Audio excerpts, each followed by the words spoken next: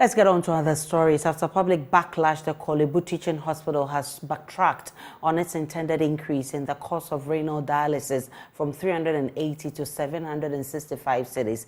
The hospital says the price review proposal presented by the renal dialysis unit is yet to receive consideration and approval by management of the hospital. Speaking on Joy FM Super Morning Show today, CEO of the hospital, Dr. Pokowari Ampoma, said the hospital had not checked the necessary boxes in the approval process prior to its announcement of the new cost of treatment, allaying fears of patients who are dependent on the renal dialysis unit for treatment. Dr. Pokowari said the old cost will be maintained until that time it secures parliamentary approval for the new charges.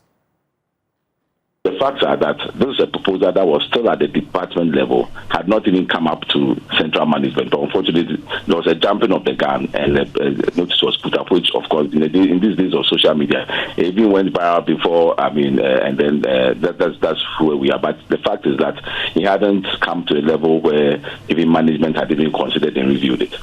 And that is what we are doing at the moment. But Doc, what are the facts of the matter in terms of what Salifu said to JoyNews by way of justification? There are some taxes that have been taken out. Government is no longer. So that was also more or less a misrepresentation of the facts. What happens is that these items are usually shipped in from abroad, and so once the bill of lading is received, we have a process that we go through to the Ministry of Finance, through the Ministry of Health, to get a waiver of the taxes and duties on the goods. But then even these taxes and duties are not the main component of the cost, because they're just a small fraction of the cost or input cost, and so usually we have that leeway. But in this particular instance, what happened was that there had been some contractual issues with the supplier, and so whilst we engaged in the trying to refine the contract and iron out the areas of misunderstanding, there was some shortage of renal consumables. So we had to more or less cut back on the service a bit, and so that we can focus on the inpatients and emergencies, and then we asked the outpatients to utilize the other services in the city whilst we get this sorted.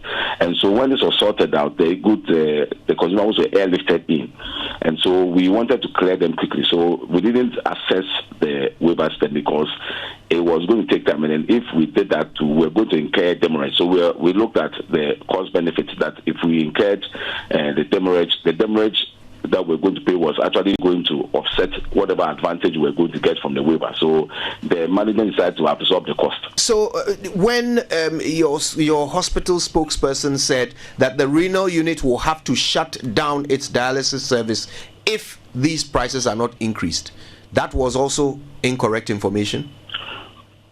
In the long term, definitely there has to be some adjustment in the prices, because we buy these items in use. So definitely, even if you just look at the exchange rate alone, that would necessitate some adjustment in the in the prices. So that is why we go to a place where we critically review whatever justification is being given for an increase, because we know the burden on renal patients. So we do not just want to pass on any arbitrary cost. In fact, it's happened before where we've, management has decided to absorb certain costs on their behalf because of the condition. So we are quite sensitive to the plight of renal patients. That's why we continue to engage, other stakeholders, philanthropists to come in and help to subsidize the cost of